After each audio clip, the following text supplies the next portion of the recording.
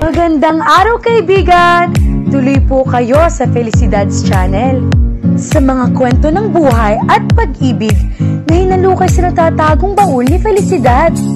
Pero bago po tayo magpatuloy, huwag niyo pong kalilimutan na i-like ang video, i-subscribe ang channel, at i-click ang notification bell para lagi kayong updated sa mga parating pa na upload.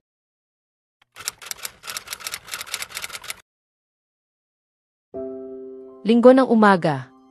Karaniwan sanang araw ng pahinga sa bulaklak ni nanay, ngunit hindi mapakali si Mira.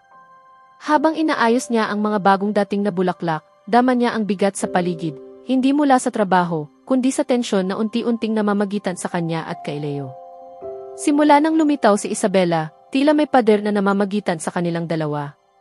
Hindi man tuwirang sinasabi ni Leo, alam ni Mira na may bahagi ng nakaraan nito na pilit bumabalik at hindi basta-bastang nakaraan, kundi isang mundo na malayo sa tahimik na pamumuhay nila sa bundok.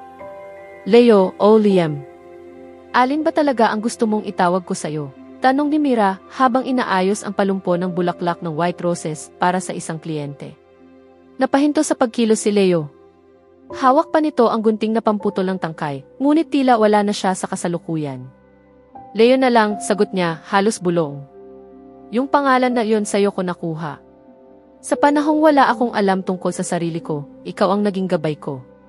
At sa palagay ko, mas totoo ako bilang Leo kaysa kay Liam. Pero kahit anong itago natin, darating ang araw malalaman din ng mundo kung sino ka talaga. Hindi siya tumutol. Alam niyang totoo iyon. At kahit gaano pa niya gustong manatiling si Leo, simpleng lalaki sa tabi ng flower shop, ang katotohanan ay hindi niya kayang takasan habang buhay. Bago magtanghali, isang puting van ang huminto sa gitna ng plaza. May isang maliit na pagtitipon noon, isang mini exhibit ng mga tanim at likhang kamay ng mga residente ng barangay. Naroon din ang ilang mga opisyal ng barangay at ilang dayuhang mamimili. Mula sa van, bumaba ang isang babaeng naka-blazer na puti, matayog ang tingin at matalim ang bawat hakbang, si Isabela. Kasama niya ang isang matandang lalaki na hindi kilala ni Mira, ngunit ang otoridad sa anyo nito ay kapansin-pansin. Si Don Rafael Rivas. Mga kababayan, panimula ni Isabela, hawak ang mikropono mula sa event host. Pasensya na po sa abala, ngunit may mahalaga kaming nais iparating. Ang lalaking kilala ninyo bilang Leo ay hindi ordinaryong mamamayan. Siya po ay si Liam Rivas, tagapagmana ng Rivas Corporation, at saglit siyang tumigil at tiningnan ang paligid, ang kasintahan ko. Parang may bombang sumabog sa gitna ng plaza. Tahimik ang lahat. Maging si Mira, na hawak noon ang isang tray ng sunflower bouquet, ay napahinto. Halos malaglag ang tray mula sa kanyang mga kamay. Matagal na po siyang nawawala, dagdag ni Don Rafael. At kami po ay labis na nag-aalala. Ngayong alam na namin kung nasaan siya, nais naming ibalik siya sa kanyang tunay na tahanan. Sa tabi ni Mira, naroon si Mang Rowell, si Aling Nida, at ilan pa sa mga regular na suki ng flower shop. Pawang gulat ang mga mukha. Hindi nga ako nagkamali. Sa itsura pa lang, alam mong mailahiyan ng mayaman, bulong ni Aling Nida sa katabi. Hindi na nakatiis si Mira. Tumalikod siya, bitbit ang tray ng bulaklak at naglakad papalayo. Hindi niya ininda ang mga tingin at bulong-bulungan. Ang sigaw sa loob ng kanyang dibdib ang higit na maingay kaysa sa lahat. Sa lumang kwarto, tahimik si Leo habang nakaupo sa gilid ng kama sa dating silid ni Lolo Celso. May hawak siyang lumang larawan ng flower shop na kuha noong bago pa ito masunog 10 taon na ang nakalipas. Tiningnan niya ito habang ang isip ay lutang.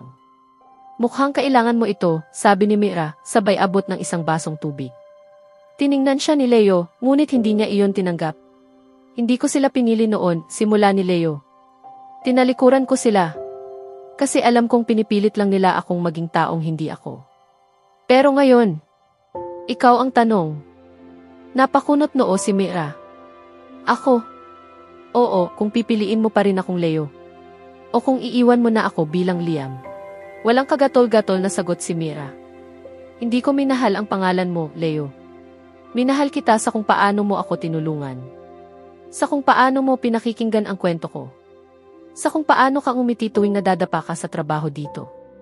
Pero hindi ko alam kung kaya kong makipaglaban sa mundo mo. Sa likod ng ulan, nagsimulang umambon. Kumalat ang lamig sa paligid. Sa terasa ng flower shop, magkatabi silang nakaupo, ngunit may pagitan sa pagitan nila, parang linyang hindi matawid. May engagement contract ka. May kumpanya ka. May ama kang hindi tumatawa. May kasintahang mukhang handang magpakamatay para lang maikasal kayo, sabi ni Mira. Wala akong pakialam sa kontrata. Pero ang ayaw kong sirain ay ikaw. Tumingin si Mira sa kanya. Hindi mo ako sinisira, Leo. Pero hindi ko alam kung kaya kong sumabay sa gulo na dala ng pangalan mo. Gusto kong piliin ang buhay ko. Hindi ang pangalan ko, bulong ni Leo. Ngunit hindi nila alam, sa labas ng bintana ay naroon si Isabela. Nakasilip. Katabi niya si Don Rafael. Huwag mong hayaang piliin niya ang bundok kaysa sa Rivas, malamig na tinig ni Don Rafael. Ibabalik natin siya sa syudad. Sa ayaw niya't sa gusto. Kinabukasan, walang Leo sa flower shop. Nawala rin ang lumang bag na dati niyang dala. Sa lamesa, may iniwang liham, maayos na nakatiklop, may bulaklak na kamya sa ibabaw. Mira, alam kong hindi madali ang lahat. Hindi ko rin alam kung paano tatakasan ang nakaraan kung bumalik ng ganito. Pero isang bagay ang tiyak ko, mahal kita. Hindi ko kayang ipilit ang sarili ko sa tahimik mong mundo kung ang bawat araw natin ay may kasamang banta ng pagkawala. Kaya aalis muna ako.